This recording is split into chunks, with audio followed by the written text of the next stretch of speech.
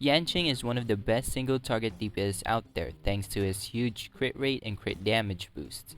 He's a really strong unit, so if you got him, which I assume you did, I'm here to help you build him. Hello everyone, my name is Ray, and today I'm going to help you pick the best equipment for the Blade Master of Honkai Star Rail, YANQING. So, let's get into it. To start things off, I'm going to explain his talent first, since this is the trace that makes him a very great unit. Now to summarize this, basically when Soul Steel Sync is active, YANQING is less likely to get hit, his crit rate and crit damage is increased, and when he attacks an enemy, he has a chance to do a follow-up attack which can freeze the enemy, and frozen enemies take additional damage based on YANQING's attack. Although do keep in mind that if YANQING is hit, the Soul Steel Sync will disappear unless you have a shield. So if you get hit but you have a shield, then the Soul Steel stays on. Anyway, that is a lot of buff for a talent, which is why you need to activate his talent at all times. Which leads us to his skill, Darting Ironthorn. This skill will deal ice damage to enemies based on YANQING's attack, and it activates the Soul Steel Sync for one turn. This makes him a skill point hungry character. Moving on to his ultimate, this increases his crit rate, and if the Soul Steel Sync is active, his crit damage is also increased. This buff lasts for one turn. After that, he will deal a huge ice damage to a single enemy based on his attack. So if you want to use your ultimate, it's best to make sure that you have your Soul Steel Sync activated first to get the most out of it. You can tell if the Soul Steel is active if the little icon above his HP is glowing.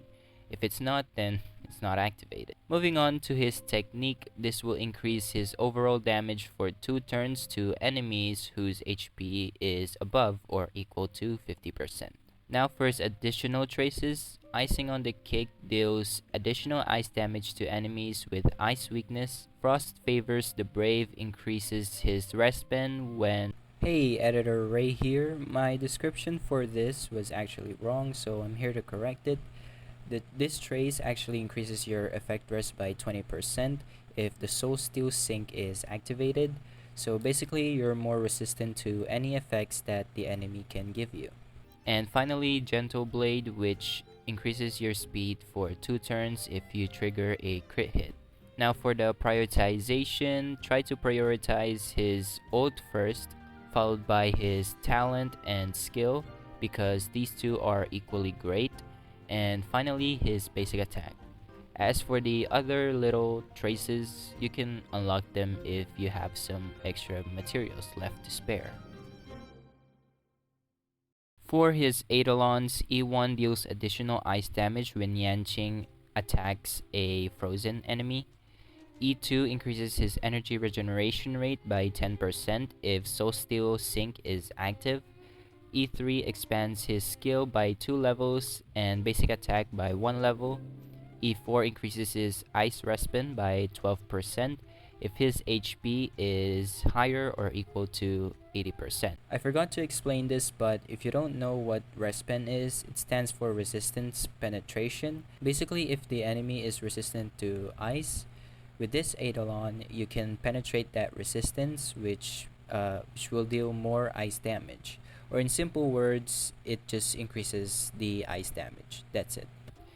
E5 expands his ult and talent by 2 levels. And finally, E6, if the buffs from your talent and ult are active when you defeat an enemy, the duration of the buff is extended by 1 turn.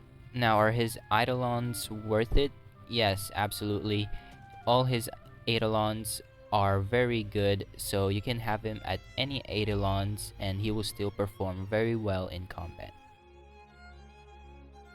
In the 3-star unit, all 3-star light cones are great, so you don't have to worry about that. In the 4-star unit, swordplay is a solid option, but you have to make sure just to target one enemy at a time in order to get the most out of it. River Flows in Spring is a free light cone that you can get by completing part 2 of the operational briefing, or by buying it in the Light Cone Manifest. This is a great option since it gives you speed and damage increase, but you have to make sure that you don't get hit by the enemies, which wouldn't be much of a problem if you just put a preservation character in your team. Next, we have Return to Darkness, which is a Battle Pass Light Cone. I don't think this is better than any of the ones that I mentioned, but it does have a crit rate boost, so I guess it's still fine. But then again, you can get River Flows in Spring for free, so I think you should just go with that. And last but not the least, in the 4-star unit is The Only Silence Remains. I think this is the best in slot 4-star light cone for YANQING, because it gives you an attack boost, and if there are fewer enemies, it also increases your crit rate. This light cone also has no restrictions, unlike the swordplay and river flows. Again, with swordplay you have to target one enemy at a time, and with river flows you have to make sure you don't get hit, but with this light cone it's fine if you don't follow those conditions. In the 5-star unit, In the Night is great for its crit rate boosts, but you have to have a lot of speed in order to get the full potential of this light cone, so having Asta on your team would really be great. Sleep Like the Dead is a great option for its crit boosts as well. And finally, the free-to-play option, Cruising in the Stellar Sea, which you can get in the Harder Shop, by the way. This light cone can increase your crit rate and attack, so it is a very viable option. For the relics, 4-piece set of Glacial Forest is the best option, but if you can't complete a full set yet, then you can stick with the 2-piece set of both Glacial Forest and Musketeer. Or alternatively, you can use the 4-piece set of Musketeer. Although the 4-piece set of Musketeer increases your basic attack damage as well, which YANQING doesn't really use, so it's not that great.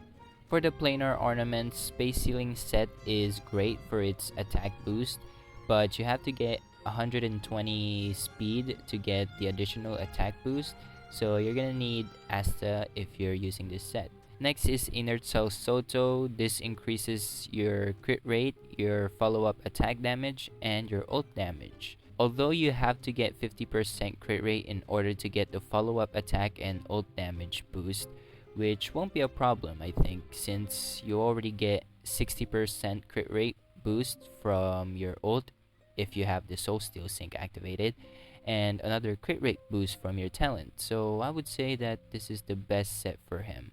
I would also like to mention the 2-piece set of Sprigthly, because this increases your energy regeneration rate, which means more ultimate uptime, but I wouldn't choose it over the other sets that I previously mentioned. Moving on to the main stat, Head and Hands will always have HP and attack respectively.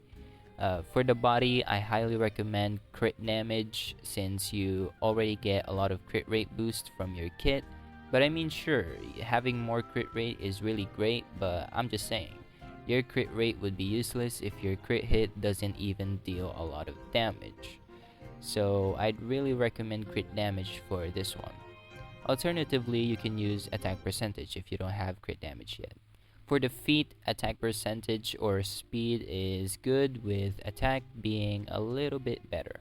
For the spear, ice damage boost is the best, but if you don't have one yet, stick with attack percentage. And lastly, for the rope, attack percentage is the best. For the substats, you're mainly looking for crit rate or crit damage, flat attack or attack percentage, and speed. But as for the crit rate and crit damage, for the substats, I think you need crit rate more than crit damage, since it's really nice to balance your crit ratio. And since you get a lot of crit damage boost from your ult and the 4-piece set of Glacial Forest, having a lot of crit rate would be nice.